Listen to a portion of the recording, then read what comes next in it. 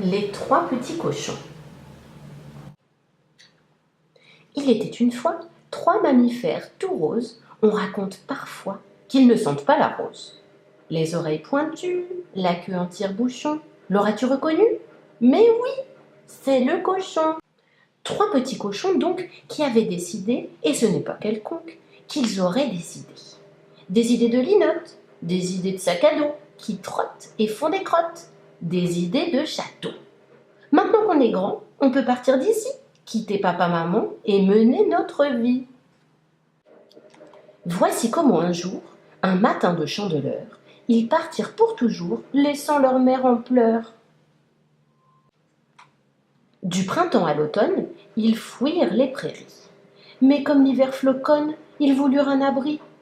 En vitesse, une maison, un coin de cheminée, où l'arrière-saison s'écoulerait sans cache-nez.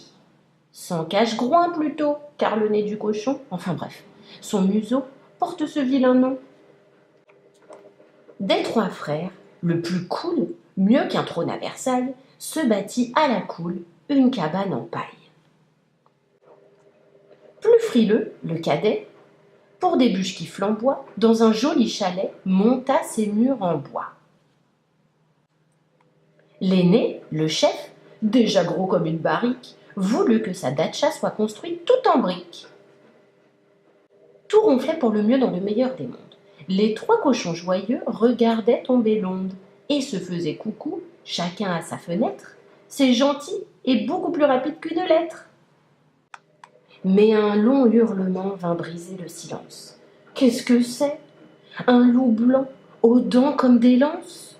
Un loup de Sibérie que les traqueurs pourchassent, promettant par ce cri des carcasses aux rapaces. En amande, ses grands yeux scintillaient dans la brume. À vous glacer le sang, à vous coller un rhume. Attiré par l'odeur des trois habitations, l'inlassable rôdeur stoppa sa progression. Devant la case en paille, l'animal affamé souffla, vaille que vaille. Le chaume s'est envolé. Le cochon à toute blinde, terrifié, aux abois, courut comme une dinde vers la cabane en bois. Mais le loup, patatras, tapa sur le chalet qui bientôt s'effondra. Malheureux porcelet. Fuyant chez leur grand frère, ils trouvèrent refuge derrière une porte en fer que bloquait une luge. Alors, le Sibérien, ricanant et féroce, leur dit « N'espérez rien, j'ouvre et je vous désosse. »